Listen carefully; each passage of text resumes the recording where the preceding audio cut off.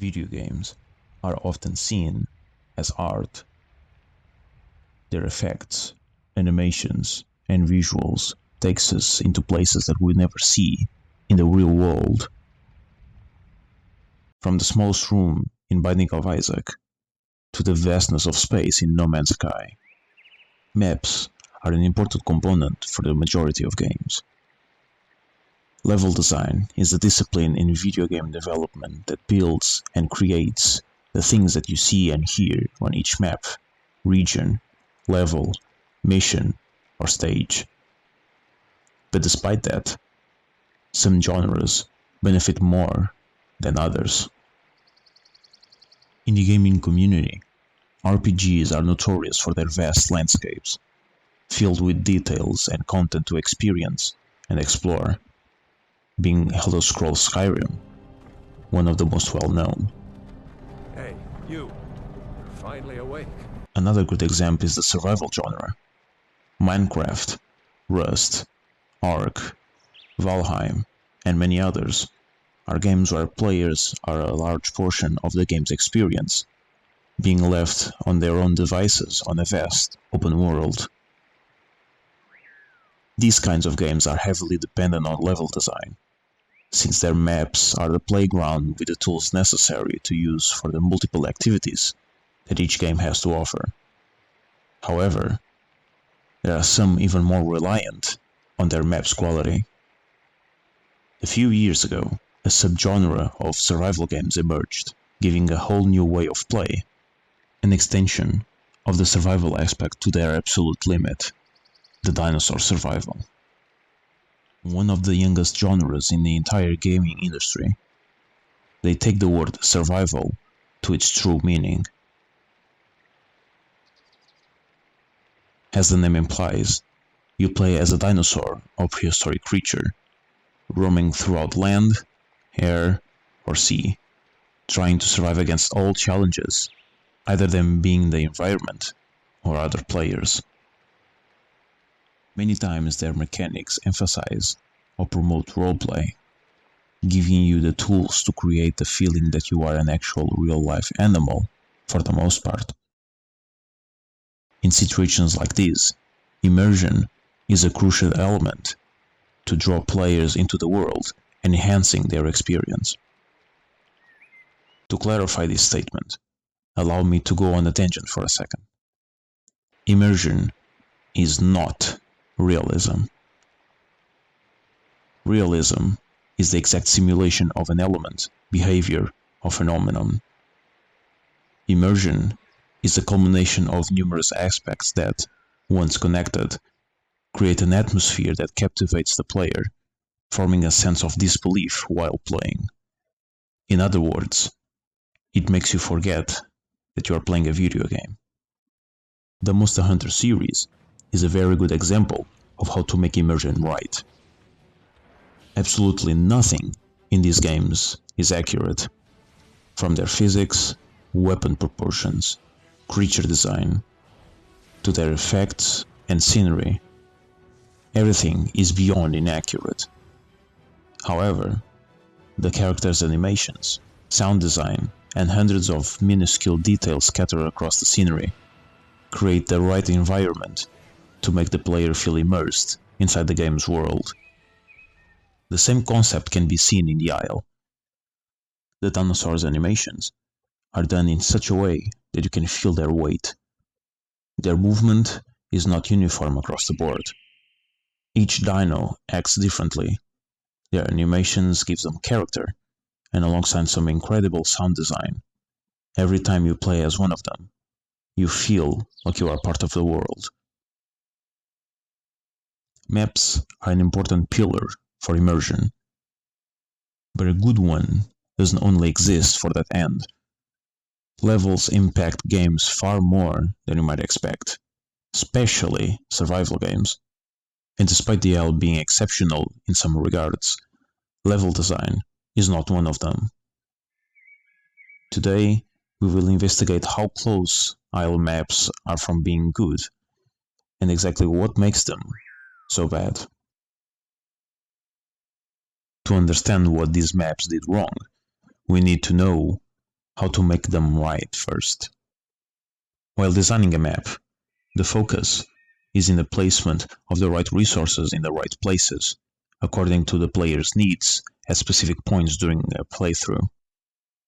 While this concept remains true in dinosaur survival games, there is a second layer of complexity that must be addressed. Games like Rust or DayZ place their individual resources like food, medicine, or ammunition in ways to force player interaction, usually competitive. However, those games have a level playing field where all players require the same resources. In the Isle, for example, there are two player categories: herbivores and carnivores. Herbivores have a very similar game loop compared to generic survival games like previously mentioned, having their primary resources, food and water, scattered across the map, stationary and easily accessible. Carnivores, on the other hand, their primary resource is, in fact, other players.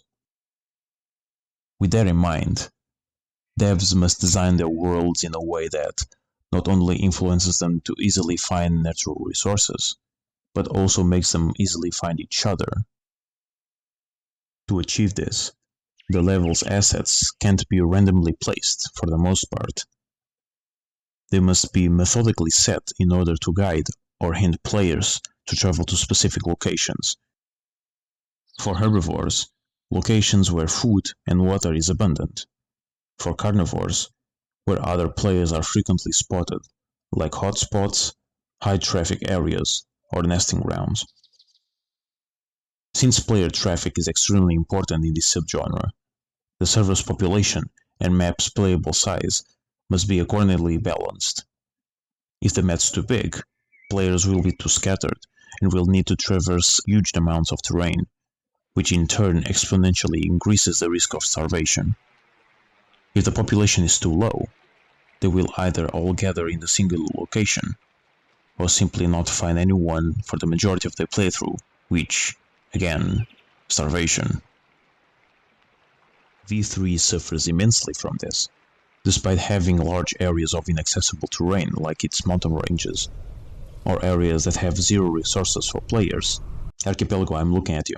Making the map smaller than it really is. It's still too vast for just 100 users. 200 slot servers fill this with less intensity for obvious reasons, but it's still not enough. V2, may your soul rest in peace, didn't have this problem due to its much smaller size, even though it still had the 100 player cap. The solution Afterthought opted to fix this was to add more AI into the mix, and by making it spawn nearby carnivore players, the result was indirectly discouraging them from traveling in search for food. Sure, they have the benefit of, not starving to death. But the drawback of this is that the main issue is still present, only covered by the AI's presence. Obviously, carnivores still travel around the map, but it's not by necessity or urgency. It's mostly because they get bored, with the exception of large packs or apex carnivores. No amount of AI will ever fulfill their insatiable hunger. To truly solve this matter, reducing the level size or increasing the population is not enough. The map itself needs to organically work in favor of the player, giving them hints to where to go, while still allowing them to have agency on their travels. The simplest and most obvious way to do this is roads, a clear visual indicator to where the players need to go, while at the same time it's not an obligatory path. Roads can be made in different ways. They can be literal roads, forest paths, rivers, ravines, you get a picture. Now let's start from the very beginning. We will keep using V3 as an example. Here's V3 spawn points. These are the places where we all commence our journey. We are small, slow, and defenseless. At this moment, the game's priority is or should be, rather, guides us to water. Water sources usually have food in their vicinity, and the surrounding vegetation will serve us with the coverage and protection we need in order to temporarily grow safely. One thing that you might have noticed already is that the vast majority of spawns are located far away from lakes, ponds, or rivers, and the ones that aren't, the scenery obstructs the player's vision, making it impossible to see directly. For new players, this is a horrible initial experience into the game. With no guidance or clear visibility of water or food, even using the scent mechanic, newcomers will roam aimlessly until they get hunted or die due to starvation or dehydration if they get unlucky enough. How do we solve this? There are multiple ways to do it. The easiest is to change the spawn points to inhabited water sources. V3 has plenty of minor ponds and rivers across the island, which are more than enough to fulfill the needs of juvenile dinosaurs. A harder way is to actively change the landscape in order to make some ponds visible to the player once it spawns. As you can see, the map is completely flooded with trees. This excess in vegetation is heavily detrimental for the game's level design, not only in terms of aesthetics, but also in pacing and movement limitation. The removal of trees in key areas would give newer players an easier time finding specific ponds from afar. Ponds like Coastal, Golf, Cargo, Murky, and Rocky River, to name a few. Alright, we found a water source, we got some food, and we grew a bit. What's the next step? Since we are now larger and harder to hide, herbivores will need to find a herd to protect them from predators, and predators will need to find other locations where food is more prevalent. Both needs will take them to the same type of location: hotspots. These are specific areas of the map where there's a constant influx of players due to their resource abundance, security, or just general popularity. Great Falls, Hidden, and Twins are some examples. Waypoints like these are fundamental for a healthy population flow across the entire map. Without them, they would lose a major incentive to travel. The first aspect we must take into account is that in order to maximize their effectiveness, these locations must be distant enough from each other so the player feel compelled to only go to one of them at a time. Path of Titans is actually the one that suffers from that the most. Despite Banjura being much smaller than V3, its lack of hotspots and clear guidance due to Tree Ocean Syndrome gives a false impression of scale, appearing much larger and extremely one-dimensional, with low levels of altitude, similar color scheme across the map, and almost no unique geological highlights.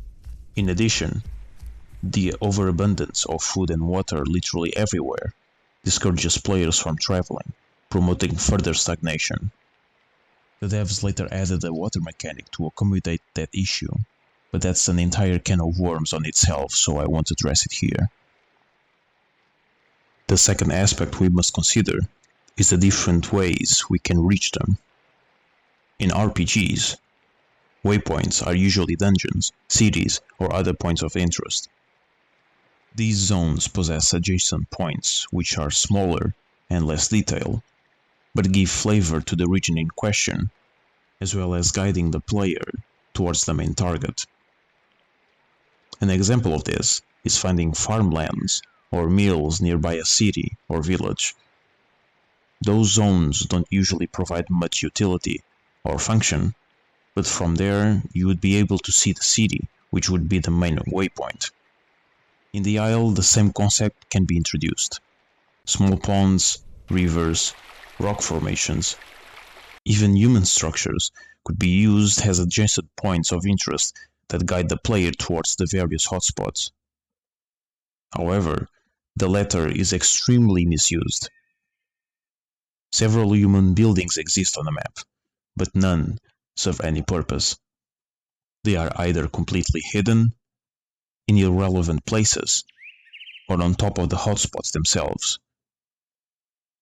The most egregious one is the aviary.